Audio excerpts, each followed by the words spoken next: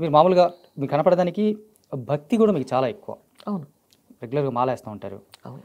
దీని వెనక పర్పస్ అంటే మాలేయడం వెనక పర్పస్లే ఉండవు. చాలామంది కొంతమంది కోరికలు తీరాయనో కోరికలు అప్లికేషన్ పెట్టో దేవుడికి మాలలు వేస్తూ ఉంటారు.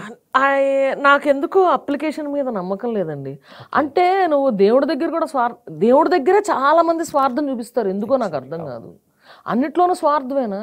నేను వేసుకునే శివుడి కోసం అయ్యా అందరు కోరికలు తీర్చడంలో అందరి దగ్గర మంచిగుండి నువ్వు చెడిపోతున్నావు, నిన్ను కూడా చూసుకునే వాళ్ళు ఉండాలి కదా అని నేను ఏ కోరిక కోరనండి.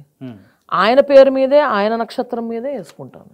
శివుడు పేరు మీదుగా ఆయన కూడా ఎవరో ఒకరు చూసుకోవాలి కదా. ఓహో, శివుడిని మీరు చూసుకుంటున్నారు ఇప్పుడు. అంతే మరి. అసలు నా పేరు స్నిగ్ధ అంటే అది పార్వతీదేవికి అడ్జెక్టివ్.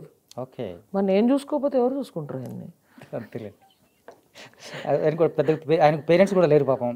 అదే కదా, మరి నేను చూసుకోకపోతే ఎవరు చూసుకుంటారు? ఉండాలి. అందరూ అప్లికేషన్లు పెట్టి ఆడేసుకుంటున్నారు, మాటి పిలిచేస్తుంటారు. సో ఇప్పుడు మీరు మాల వేసుకున్నప్పుడు సినిమా షూటింగ్స్ వీటికి ఎప్పుడైనా కాంట్రాస్ట్ వచ్చిందా? ఎప్పుడైనా ఇబ్బంది కలగటం? లేదండి, నేను చాలా మూవీస్ షూటింగ్ చేశాను మాలేసుకుని. మాల్లోనే అలా మొదలైంది అప్పుడు కూడా మాలేసుకున్నాను. రొటీన్ లవ్ స్టోరీ సినిమా అప్పుడు కూడా మాల్లోనే ఉండే.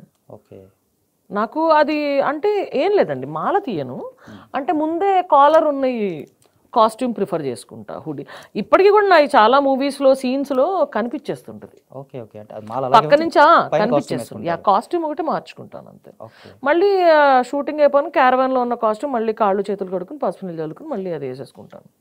అప్పుడప్పుడు ఇంకా ఎన్హాన్స్ అవుతుంది అట్లా ఉన్నప్పుడు క్యారవాన్లోనే నీట్గా శుద్ధి చేసుకొని పీఠం పెట్టేసుకుంటాను.